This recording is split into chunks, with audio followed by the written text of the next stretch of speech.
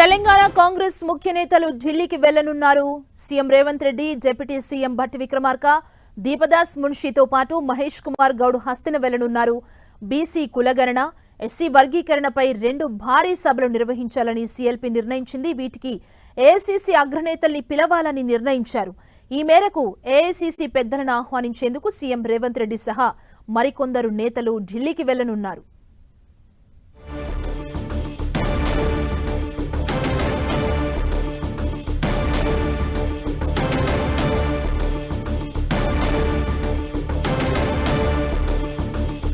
ఢిల్లీకి వెళ్లనున్నారు తెలంగాణ సీఎం రేవంత్ రెడ్డితో పాటు భట్టి విక్రమార్క వెళ్లబోతున్నారు. సీఎంతో పాటు దీపదాస్ మున్షి, మహేష్ కుమార్ గౌడ్ ఢిల్లీకి వెళ్తారు. బీసీ కులగణన, ఎస్సీ వర్గీకరణపై 2 భారీ సభలు నిర్వహించాలని సీఎల్పీ నిర్ణయం తీసుకుంది. ఈ నేపథ్యంలో బహిరంగ సభలకు ఏఐసీసీ పెద్దల్ని ఆహ్వానించేందుకు నేతలు ఢిల్లీ వెళ్లనున్నారు.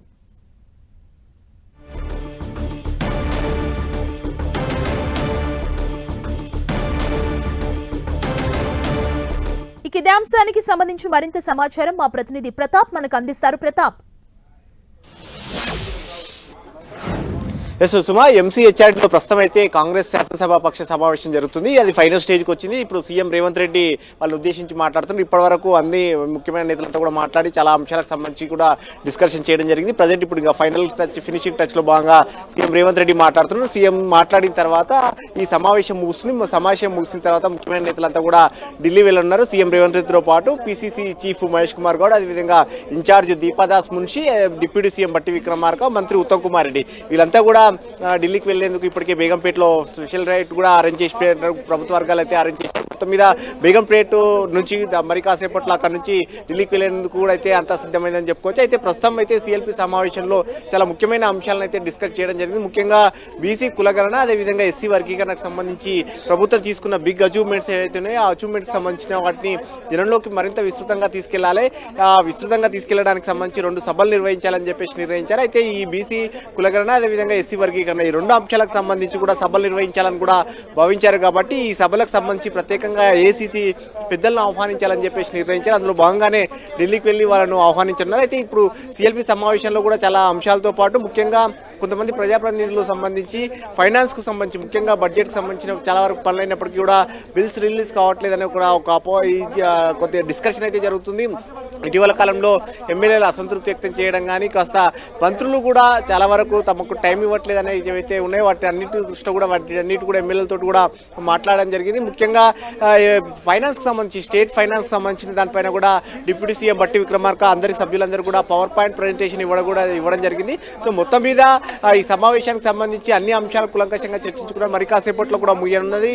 ఈరోజు ఢిల్లీకి వెళ్ళిన తర్వాత ఢిల్లీలో ఈరోజు ఈ అంశాలతో పాటు మరికొన్ని పార్టీకి సంబంధించిన పాటు ప్రభుత్వానికి సంబంధించిన మరికొన్ని కూడా డిస్కషన్ చేసే అవకాశం ఉన్నట్టు కూడా పార్టీ వర్గాల ద్వారా మనకు సమాచారం అందుతుంది. ముఖ్యంగా కార్పొరేషన్ చైర్మన్లు, అదేవిధంగా లోకల్ బాడీ ఎన్నికలు వస్తున్నాయి కాబట్టి కార్పొరేషన్ చైర్మన్లు, అదేవిధంగా పార్టీ కార్యవర్గ సమావేశానికి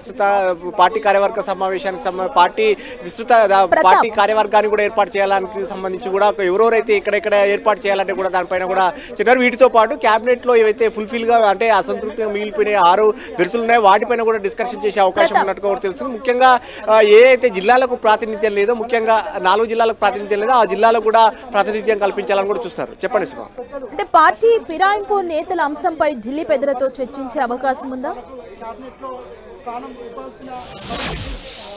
డెఫినెట్గా, ఎందుకంటే సుప్రీంకోర్టు కూడా చాలా సీరియస్గా తీసుకోవడం కానీ ఇప్పుడు నెక్స్ట్ 10th రోజు కూడా దీనిపైన డిస్కషన్ ఉండడం, ఇప్పటికే అసెంబ్లీ సెక్రటరీ కూడా నోటీసులు కూడా ఇవ్వడం, పార్టీ ఫిరాయించిన 10 మంది ఎమ్మెల్యేలకు కూడా నోటీసులు ఇచ్చారు. కాబట్టి దీనిపైన కూడా ఏ విధంగా ఫర్దర్ స్టెప్ ముందుకెళ్లాలనే దానిపైన కూడా ప్రధానంగా చర్చించే అవకాశం ఉంటుంది. ఆ ఎమ్మెల్యేలకు సంబంధించి కూడా ఒక కార్యాచరణ తీసుకొని ముందుకెళ్లాలని కూడా ఒక ఆలోచన చేస్తున్నారు. సో దానికి సంబంధించి కూడా ఫర్దర్ స్టెప్ కూడా ఉండే అవకాశం ఉంటుంది. ఢిల్లీకి వెళ్ళిన తర్వాత అక్కడ కూడా ఈ కోర్టుకు సంబంధించిన దానిపైన కూడా డిస్కషన్ చేసే అవకాశాలు ఉన్నట్టు తెలుస్తుంది. ఆ ఎమ్మెల్యేలు కూడా ఈరోజు సమావేశానికి హాజరవుతారని మొదట్లో ఇన్నప్పటికీ మళ్ళీ కోర్టు తీర్పు ఇవన్నీ ఉన్న సిచ్యువేషన్లో ఇబ్బందికర పరిణామాలు ఎందుకు అనే ఆలోచనతో కూడా వారు కూడా సమావేశానికి దూరంగా ఉండడం, ఇవన్నీ అన్నిటి కూడా డిస్కషన్ చేసే అవకాశం. ప్రధానంగా అయితే ఢిల్లీలో మాత్రం ఈరోజు ఢిల్లీకి వెళ్ళిన తర్వాత ఏఐసీసీ అధ్యక్షుడు మల్లికార్జున ఖర్గే కానీ, అదేవిధంగా రాహుల్ గాంధీని ప్రధానంగా ఈ 2 సభలతో పాటు పార్టీకి సంబంధించిన అంశాలకు సంబంధించి ఏదైతే కార్యవర్గం ఉంటుందో కార్యవర్గంతో పాటు అదేవిధంగా కార్పొరేషన్ చైర్మన్లు అసంతృప్తిగా క్యాబినెట్లో మిగిలిపోయిన 6 క్యాబినెట్ బర్తులకు సంబంధించి కూడా